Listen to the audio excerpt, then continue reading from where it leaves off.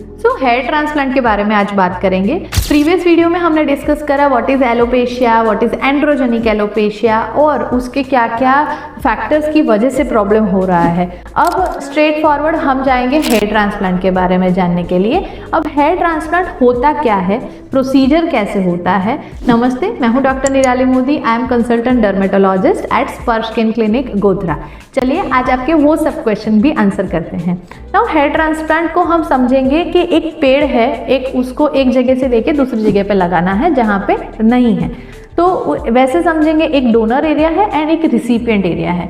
तो मेल के अंदर ये यूजुअली हम देखते हैं कि frontal layer, temporal and crown, उसके अंदर हेयर लॉस बहुत जल्दी देखने को मिलता है because they are DHT sensitive areas. और ऑक्सीपुट या पीछे का जो हमारा गले के ऊपर का जो पट्टा है वहाँ पे हार्मोनल हेयर लॉस कम होता है क्योंकि they are DHT non responding areas. तो वहाँ पे से हेयर फॉलिकल्स निकाल के जहाँ आगे खाली जगह है वहाँ पे लगाना होता है। This is the basic science. Now there are certain techniques कि वहाँ से कैसे रिमूव करेंगे और आगे किस पोजिशनिंग में लगाएंगे। जो सालों से चला आ रहा है वो है FUT technique and recent one is FUE technique. उसमें क्या डिफरेंस है? तो first is follicular unit transfer which is FUT technique and दूसरा है FUET टेक्निक, उसको बोलते हैं फॉलिकुलर यूनिट एक्सट्रैक्शन। तो फॉलिकुलर यूनिट ट्रांसप्लांट में एक नेप ऑफ नेक में या ऑक्सीपिटल एरिया में एक पूरा सर्जिकली इंसिजन बना के एक स्ट्रिप पूरी निकाल ली जाती है और वो स्ट्रिप निकालने के बाद मैन्युअली उसमें से एक होल करके पूरा फॉलिकल का यूनिट एक्सट्रैक्ट किया जाता है और उसी फॉलिकल को आगे के एरिया में लेके फिर लगाया जाता है। द अदर वे, दूसरी technique is FUE technique, follicular unit extraction.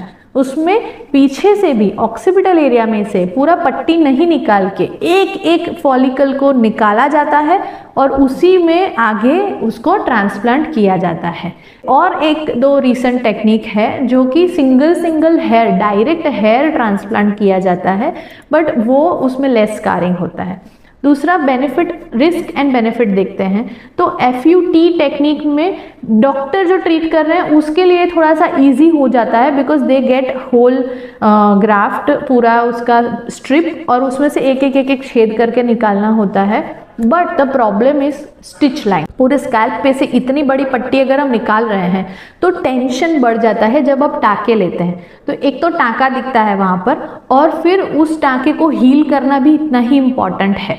तो it becomes risky procedure rather than FUE technique जिसमें एक बाल निकाला जाता है। तो स्कारिंग भी कम आता है, डोनर एरिया है हील बहुत जल्दी कर लेता है और उसके अंदर भी ज़्यादा डैमेज दिखता नहीं है क्योंकि वो कवर अप हो जाता है आजू बाजू के हेयर से। And when you are transplanting in the frontal area या क्राउन एरिया तो वो हेयर अंदर एम्बेड इजीली हो जाता है। So these are the benefits. और व्हाट वी सी इज कि क्या प्रोसीजर में क्या क्या, कौन सी टेक्निक में कौन कौन से प्रोसीजर्स होते हैं।